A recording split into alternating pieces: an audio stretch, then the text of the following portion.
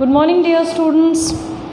Now see, in the last class you have already read about some portion from matter, that is kinetic theory of matter. Along with that you have also read about the properties of solids, liquids and gases, and along with that you have also read about the cohesive forces and the adhesive forces. Okay, now to continue with that portion, today you will learn about the different changes of state. Now see children, the moment you learn about change of state, now to clarify this word to you, change of state means matter is going to change from one state to the other state. Take for example, you are having a solid, okay, you are having a solid. This solid can be converted into liquid or it may be converted into gas. See, solid can be converted into liquid, again liquid can be converted into gas, or liquid can be converted back to solid, gas can be converted back to liquid, solid can be converted to gas, or gas can be converted back to solid. So all these changes are possible. Okay, all the changes are possible. Conversion from solid to liquid, we call it as melting or fusion. Conversion from liquid to solid, that is the reverse of melting, that is freezing. Okay children, remember the words very carefully. The opposite of melting is freezing. Next is liquid to gas, that you can call it to be as evaporation. Okay, evaporation. And gas to liquid, the reverse of it, that is condensation. Okay, we call the term to be as condensation. Next, from solid to gas, directly from solid to gas, the conversion is sublimation.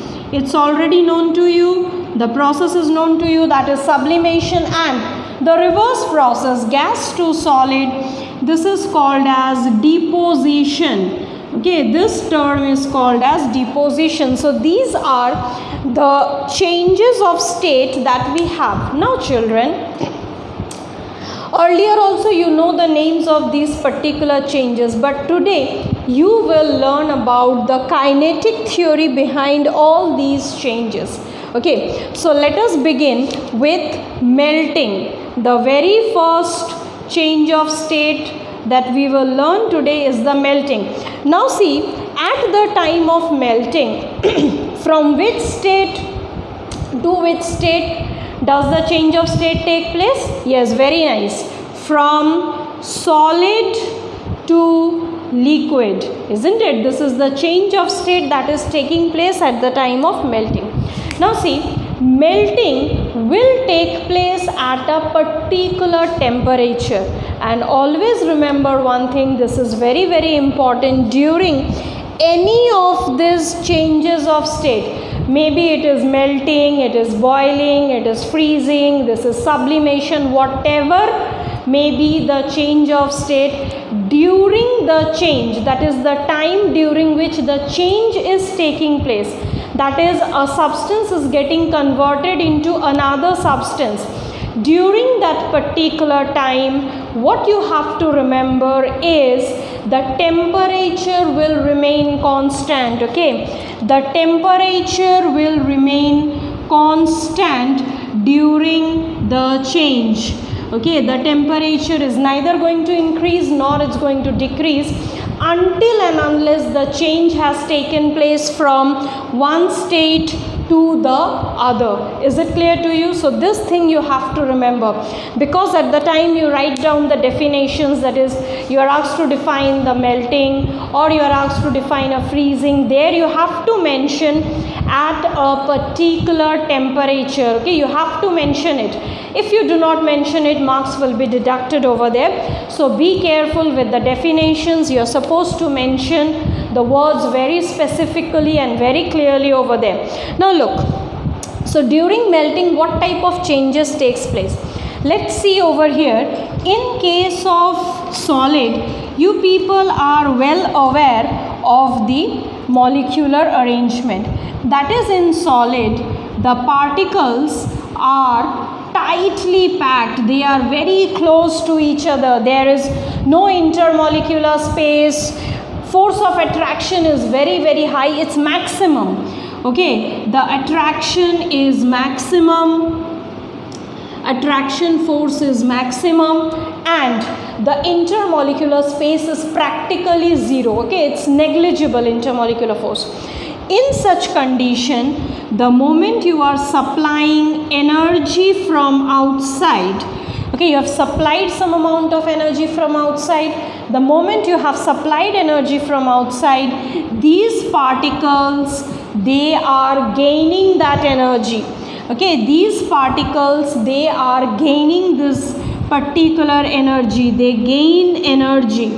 Okay, on gaining energy, their vibration increases. On gaining energy, their vibration increases. Okay, their vibration increases. As a result of which, okay, because of this increase in vibration, these molecules, they tend to move apart from each other. Okay, as a result of the vibration, they tend to move apart from each other. They need to stabilize themselves. That is why they have a tendency to move away from each other. As they try to move away from each other, the intermolecular space increases. Okay, intermolecular space, which was negligible in the solid state, now this intermolecular space increases, and the force of attraction, okay, the force of attraction decreases. Listen very carefully. What changes are taking place as a result of this vibration? Since the vibration increases because of absorption of energy, their intermolecular spaces increase and the force of attraction goes on decreasing. That means they are being converted from the solid state to the liquid state. Is it clear to you, children? This is how the process of melting takes place. So, during melting, energy is absorbed. Okay, so what happens with the energy over here?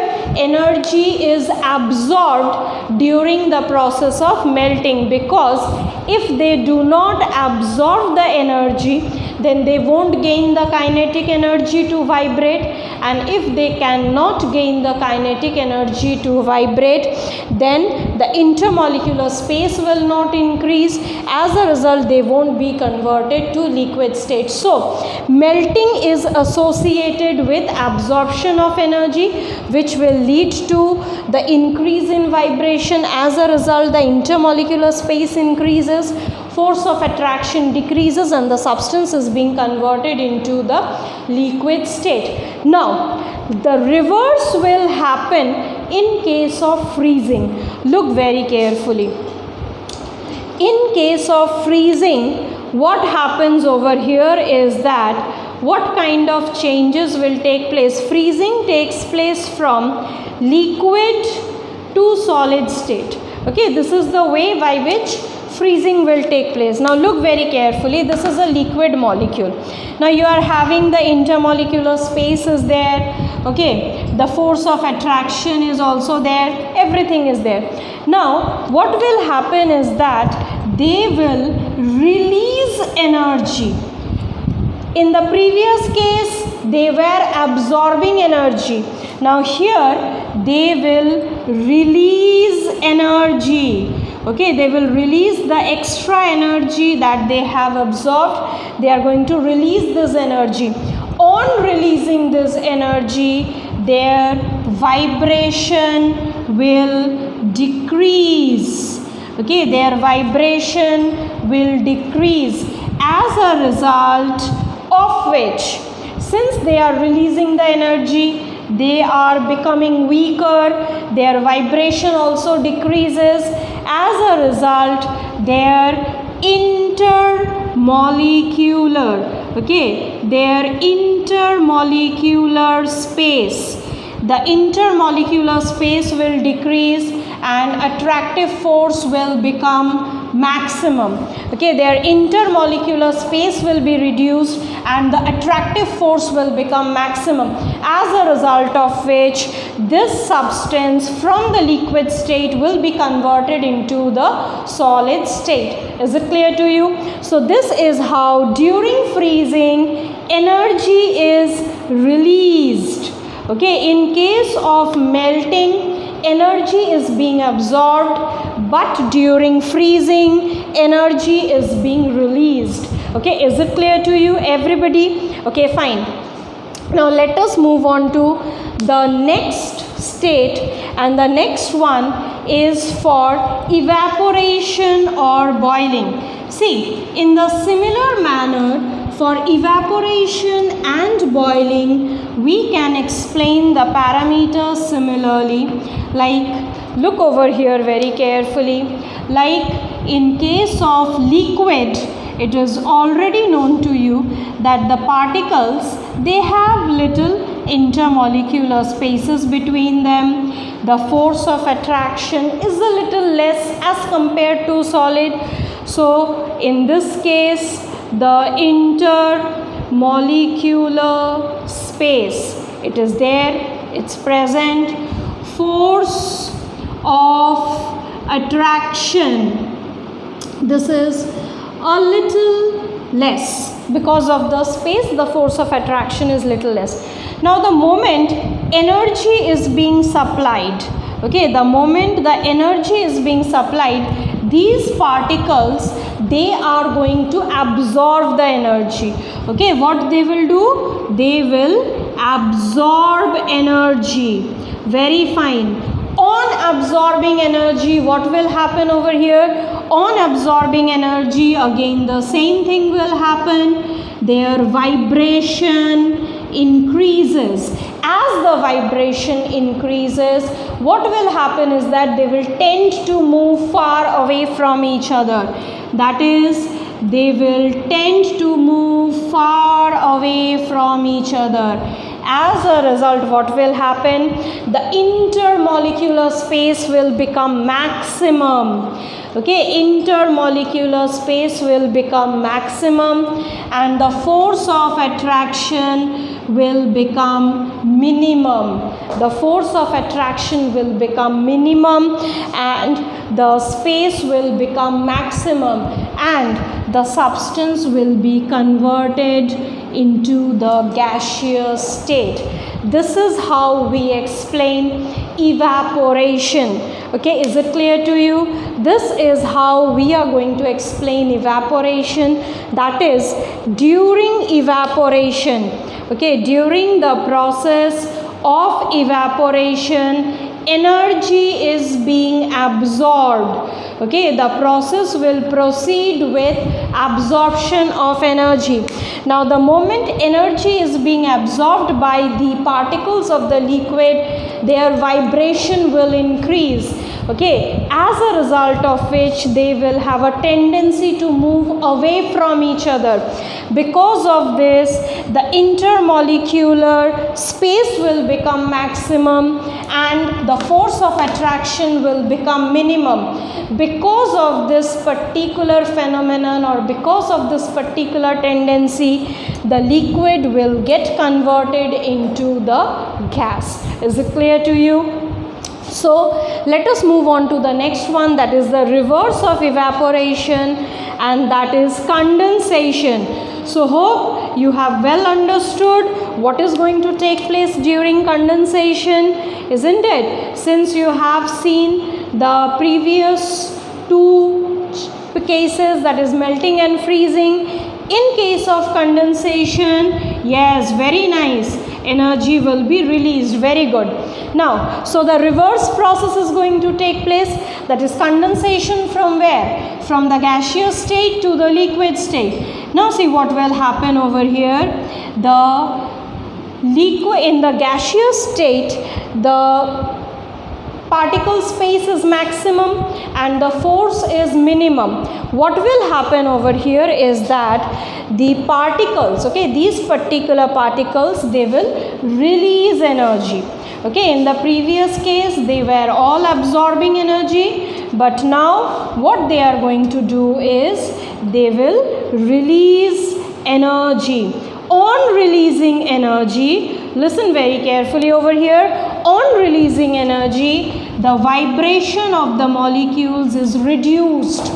Okay, on releasing the energy, the vibration of the molecules or the vibration of the particles is reduced, as a result of which, okay, since the vibration of the particles is reduced, so what will happen over here is that the intermolecular space will go on decreasing. Okay, the intermolecular space will go on decreasing and the force of attraction will go on increasing.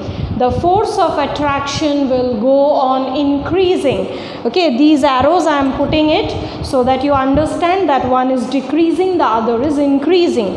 Okay, so that means intermolecular space will go on decreasing. See, the space is reduced from this state to this state, and as a result the force of attraction will go on increasing and the gaseous substance will be converted into the liquid state. Is it clear to you? So this is how we explain the different changes of state. Now children, another change of state that you are having is the sublimation process. Now during sublimation, it is clearly known to you, or you people are well aware of the fact that during sublimation the change that takes place is from solid state directly to the gaseous state. That means solid gets directly converted into the gaseous state. Now how is the change going to take place, or how will the change be taking place? See, look very carefully over here. In case of solid, the particles, they are very close to each other. Now since the particles are very close to each other, the intermolecular space is negligible. There is no intermolecular space, but the force of attraction is maximum. Now what happens over here is that once these particles are supplied with energy, they gain so much of energy and their vibration increases so much.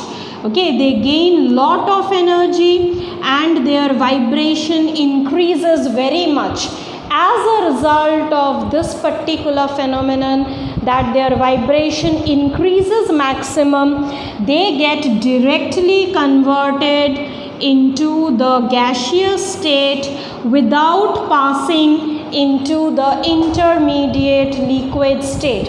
Okay, they get directly converted into the gaseous state without passing through the intermediate liquid state. A very good example for this process of sublimation, okay, a very good example for this process of sublimation is camphor.